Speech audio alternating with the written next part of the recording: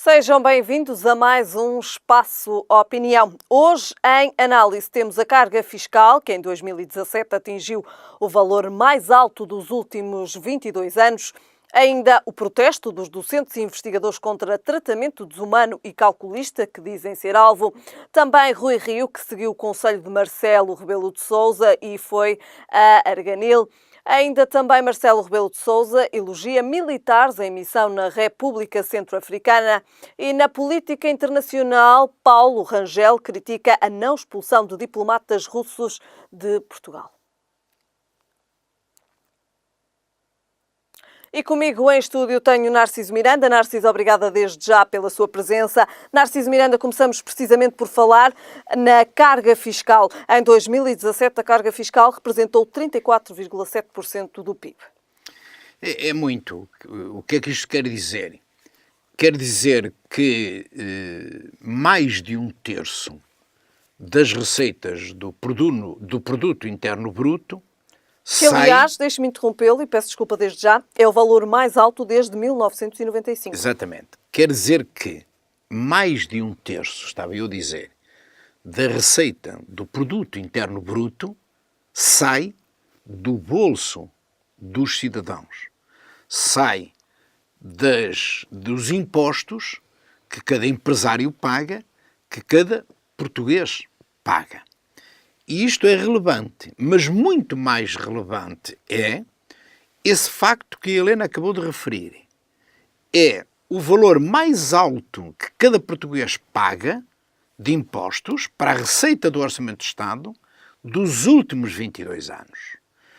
Isto daria para eu fazer um bocadinho de ironia e dizer que, perante o quadro que temos vindo a assistir, com as mensagens persistentes na comunicação social, a mim não me surpreenderia se um dia destes eu me aperceba no ecrã das nossas televisões a vermos Marcelo Rebelo de Sousa, António Costa, Jerónimo de Sousa e Catarina Martins, todos lado a lado, a dizerem: nós somos tão bons que conseguimos em 22 anos ir buscarem o valor mais alto deste longo período de tempo ao bolso dos cidadãos. Como é que se justifica esta carga fiscal, Narciso Miranda? Eu acho que se justifica tão bem, agora, numa perspectiva mais séria, também se justifica porque há crescimento, porque a economia está a respirar melhor. E, portanto, porque há mais emprego e porque há mais produção. E, portanto, é uma relação direta. É uma relação direta. Quanto mais as pessoas ganham, mais as pessoas descontam. Mas, se isto é verdade, e isto é de facto verdade, também não é menos verdade que nós temos uma carga fiscal pesadíssima. Nós pagamos no fim do mês, quando nós olhamos para o recibo do vencimento que recebemos, quando nós olharmos para a coluna dos descontos que fazemos, nós assustamos-nos. E se é certo que é uma obrigação, nós contribuímos para a receita do Estado e para o aumento do produto interno bruto, também não é menos verdade que, de uma forma responsável, cada português, cada cidadão, deve ficar a pensar o seguinte: este esforço que eu estou a fazer, este contributo que eu estou a dar, para que serve? Serve para melhorarem os serviços públicos que me prestam? Serve para melhorarem a qualidade de saúde que me é prestada quando eu preciso? Serve para melhorar o Serviço Nacional de Saúde? Serve para melhorar a educação? Serve para melhorar a segurança? Serve para melhorar a qualidade de todos os equipamentos que o Estado tem obrigação de pôr ao serviço dos cidadãos? Esta é que é a grande questão que se tem que colocar. E, do meu ponto de vista, o crescimento dos impostos dos cidadãos, que atingiu o pico, que atingiu o ponto mais alto na história destes últimos 22 anos, não é diretamente proporcional ao crescimento da qualidade dos serviços públicos que o Estado põe ao serviço dos cidadãos. E esta, para mim, é a grande questão. A verdade é que a carga fiscal real não diminuiu. A carga fiscal real aumentou. Como é evidente, não diminuiu. E não só aumentou de 2016 para 2017, como tem aumentado progressivamente ao longo dos anos. E eu arrisco já a dizer que a carga fiscal vai aumentar novamente de 2017 para 2018, quando o Instituto Nacional de Estatística puser cá fora os números, mais uma vez, nós vamos estar aqui a comentar, mais um aumento da carga fiscal na passagem do ano 2017 para 2018. E, repito, a questão é esta. Pagamos muitos impostos, e o problema que temos que perguntar é, vale a pena? Porque pagar impostos é uma obrigação dos cidadãos, sejamos claros. O Estado tem que viver em consequência das receitas que tem. Isto não pode ser só despesas. O problema é sempre o mesmo. E esses impostos, essa receita, está a ser convenientemente utilizada? Está a ser eficazmente utilizada pelos sucessivos governos? Esta é que é a grande questão. Por isso é que eu acho que valeria a pena ouvirmos aqui também uma opinião, já agora que ele fala sobretudo, do nosso Presidente da República, Marcelo Rebelo Relativamente à carga fiscal. Exatamente, à carga fiscal, isto é, relativamente ao dinheiro que todos os meses cada português dá, é retirado, dinheiro que é retirado do recibo, do vencimento, que é retirado dos vários impostos, porque não é só dos vencimentos. Temos que salientar que esta carga fiscal advém de várias fontes, de várias contribuições. Não são só os trabalhadores que contribuem para a receita do Estado. Também os empresários, também os impostos que nós pagamos para a Segurança Social, etc, etc. Portanto, tudo isto somado é que dá este aumento. Narciso Miranda, nem durante os anos da Troika o valor da carga fiscal foi tão elevado. Ora, fez uma afirmação interessantíssima. É verdade o que acabou de dizer. E é uma questão que dá para ficarmos a pensar. Porque, por uma razão muito simples. Porque essa afirmação, curiosamente, é feita de uma forma, com uma carga muito mais isenta pela Helena, e que eu digo, é verdade, confirmo esse sentido de oportunidade da afirmação que fez, não se ajusta ao discurso que nós temos ouvido. Nós não ouvimos nenhum político com responsabilidades de governo ou com responsabilidades de oposição ou de outros órgãos de soberania, designadamente a Presidente da República, a fazer esse reparo, a fazer essa nota, ou se quiser, a fazer essa pedagogia. Atenção, meus senhores, afinal a carga fiscal é mais pesada do que no tempo da Troika. Porquê é que será? No tempo da Troika, fecharam-se tribunais, fecharam-se centros de saúde, concentraram-se serviços, fecharam-se escolas. E então agora, que estamos num período de desanuviamento, continuamos a pagar. Já não pagávamos nesse tempo, apertando o cinto, mas pagámos ainda mais. Será que isto se justifica em matéria da qualificação dos serviços que são prestados aos cidadãos? Essa é que é a grande questão que eu gostava de ouvir os políticos a discutirem. Sejam eles do governo, sejam eles da oposição, sejam eles da Assembleia da República, sejam eles da Presidência da República. Mas é uma chatice, porque isto não cabe no discurso do politicamente correto. Portanto, isto não é tema para o discurso mais populista que todos nós gostamos de ouvir e gostamos de fazer, os que estão no governo e os que estão na oposição. E esse, para mim, é que é um grande problema que se vai colocar nos próximos tempos. É, de facto, se o cidadão vai continuar a resistir a este peso, a esta carga e, naturalmente, as consequências de dificuldades que daí advêm. As famílias portuguesas, então, aqui abraços com a carga fiscal. Em 2017 teve o valor mais alto dos últimos 22 anos. Passamos agora, então, para o nosso próximo tema. Hoje, então, foi dia de protesto em Lisboa. Professores do ensino superior e investigadores manifestaram-se contra a precariedade. E fizeram uma afirmação muito dura, porque disseram que a atitude que está a ser tomada pelas várias instituições não se referem exclusivamente aos políticos, referem-se também aos centros universitários, aos institutos superiores, etc., disseram que estão a ser desumanos. Diria mais, vou citar, desumanos e calculistas. Como é que podemos interpretar estas afirmações, então, dos professores do ensino superior e investigadores? Eu acho que há aqui um sinal claramente de exploração de mão de obra altamente qualificada. Porque, provavelmente, se estão a rentabilizar serviços à custa de exploração, admito até, desumana e calculista de mão de obra altamente qualificada. Repare, investigadores que prestam serviço de uma forma com contratos precários, recebendo muito menos do que aquilo que produzem. E, portanto, é mais uma mensagem com um desfazamento total entre o que se diz e o que se faz. Entre aqueles discursos que nós ouvimos, designadamente na Assembleia da República, entre aqueles discursos que nós ouvimos através das nossas televisões e aquilo que depois, na prática, as pessoas, os cidadãos, transmitem.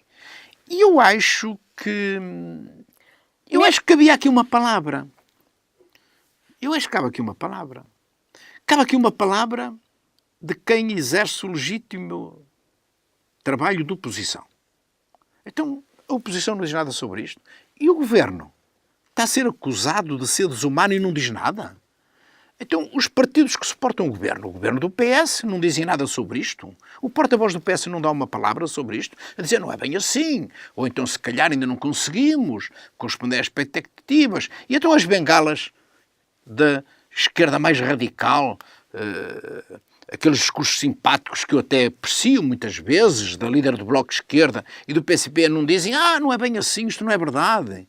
Nós até estamos aqui a fazer com que os valores sejam bem diferentes. E o nosso Presidente da República, que fala sobre tudo, não dá uma palavra de solidariedade aos investigadores, aos professores universitários, admitindo que estão a ser explorados, como eles dizem, não merecem uma palavra de solidariedade.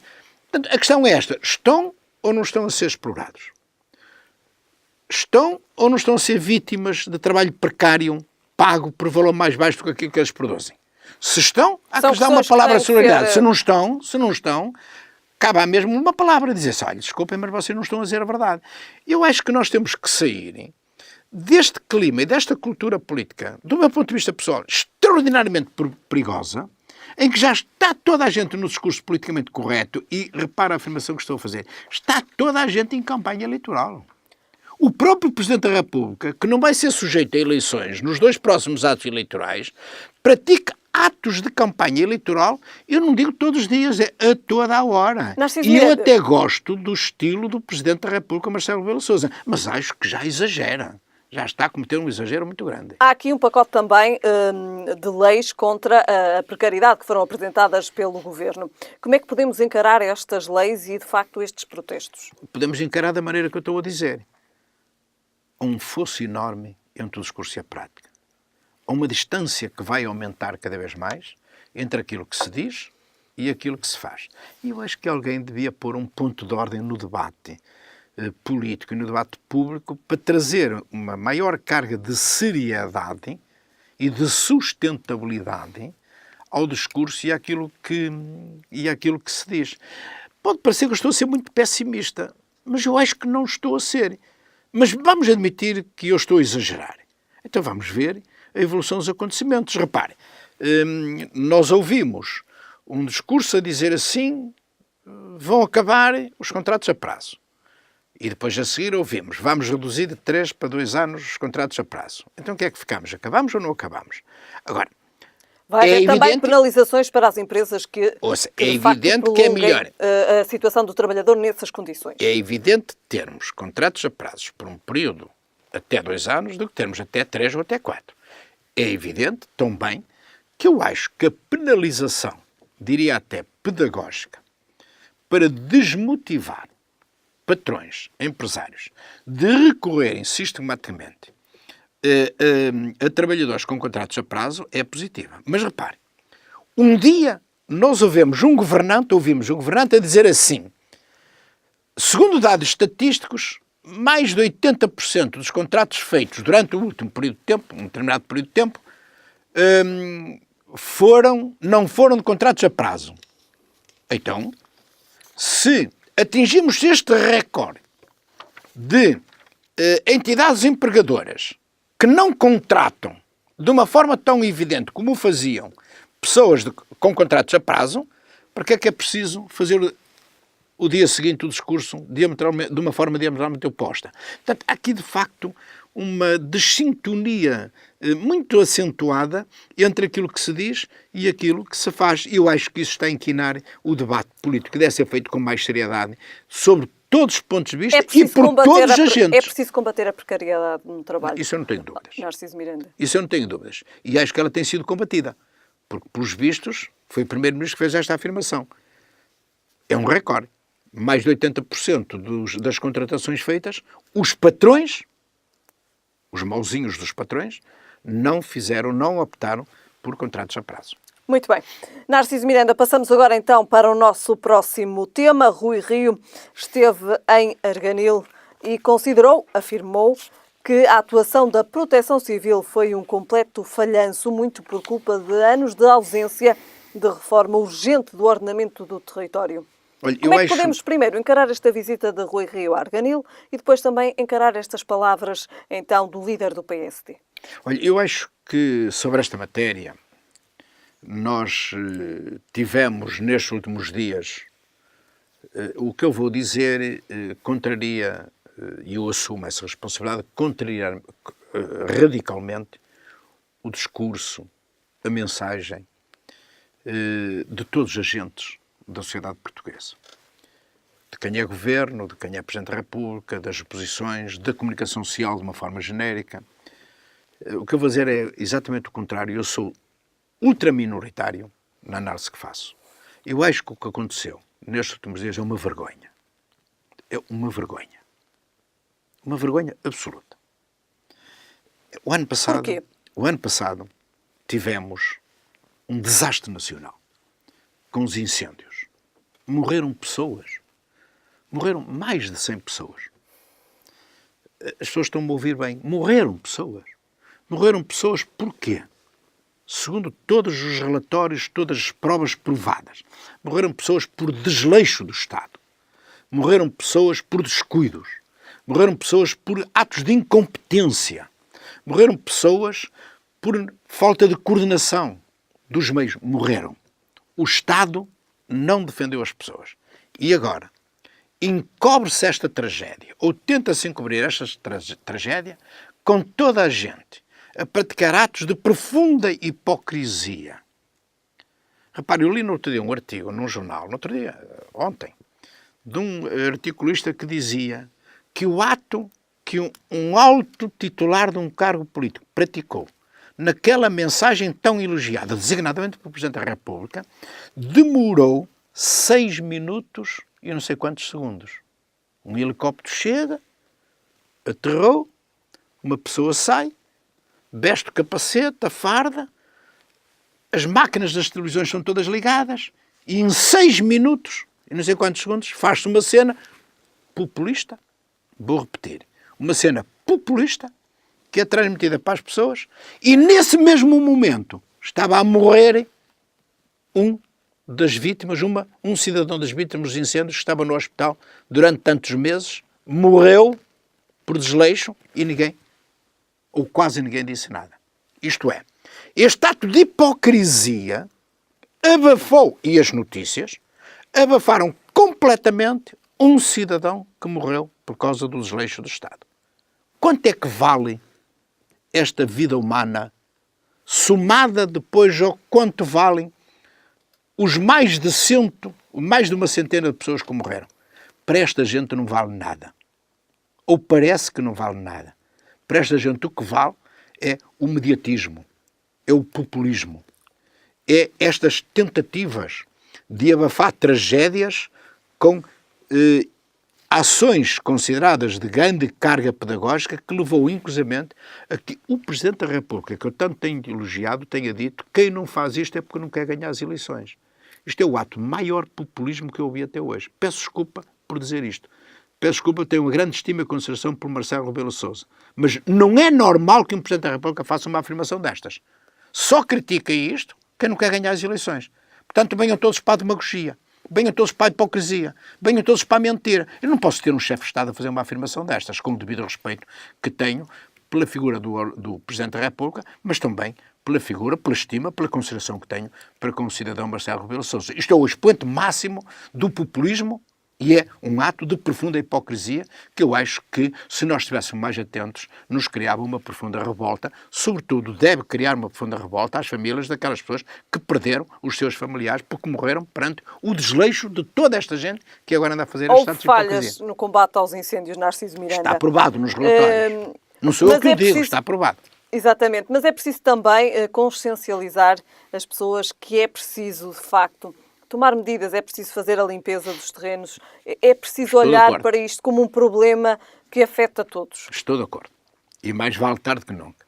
Mas então dizia-se assim, até hoje todos falhamos.